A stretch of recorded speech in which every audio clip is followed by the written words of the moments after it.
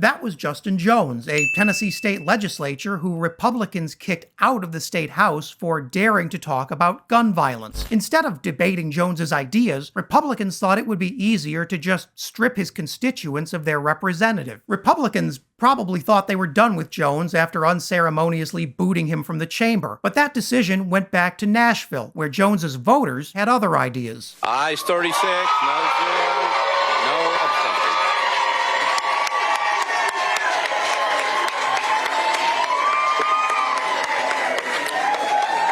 All right, so we can keep moving. What you just saw was the unanimous 36-0 vote to reinstate Justin Jones to his House seat. And as it turns out, while Republicans may dream about throwing their political enemies into exile, the people aren't quite so easy to game. Jones's reinstatement came after days of protest, where activists correctly pointed out that what Republicans are doing is the same thing the Soviet Union did to politicians they didn't like. And that's pretty ironic, don't you think? But the GOP's failed efforts to kick out Jones aren't just about their hatred for democracy. No, there's a healthy dose of racism in there too, because this is Tennessee, so naturally. Here's Jones telling Republicans to their faces that he sees their racial motives. But while my colleague's statement was eloquent, what he was essentially saying was that Justin is an uppity Negro.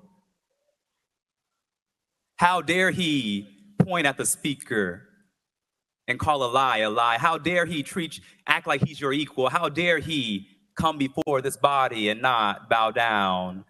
That's what Representative Bulso was saying, and that's what he told me on the elevator 2 days ago when he tried to incite violence against me and got in my face and said, "You are a damn disgrace." And in case you needed a visual that really drives home Jones's point, take a look at this video, where 4 white Tennessee state troopers block students from entering Tennessee House Speaker Cameron Sexton's public office. So why are you blocking these young people out? These young people have a right to be in this building. The speaker shut off our ID badges. He's kept us under the chain. I mean, this is not democracy. This is fascism. What is going on? These young people kind of like dictatorship. They said the speaker's not available at the moment. For what? Is he in the office? Is he here? So why he not available if he not here? They said he's getting ready to leave. Where?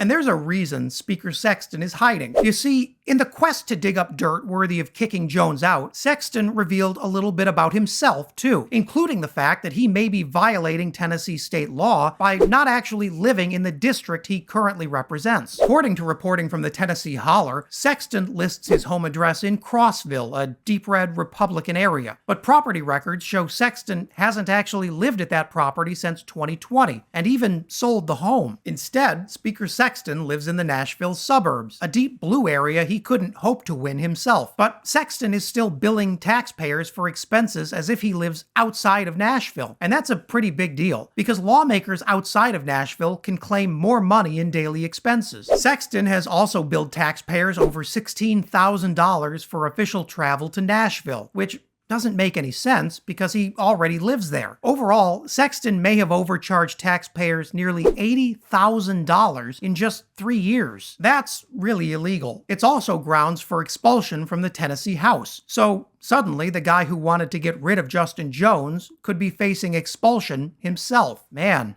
Karma. Republicans will stop at nothing to control state legislatures, even if that means breaking the law in the process. It won't be long before we find out whether Tennessee's House ethics laws apply equally to everyone. Hey guys, as always, thanks so much for watching. I try to read every comment, so let me know what you thought down below. And if you want to get really fired up, check out this video about some amazing MAGA morons.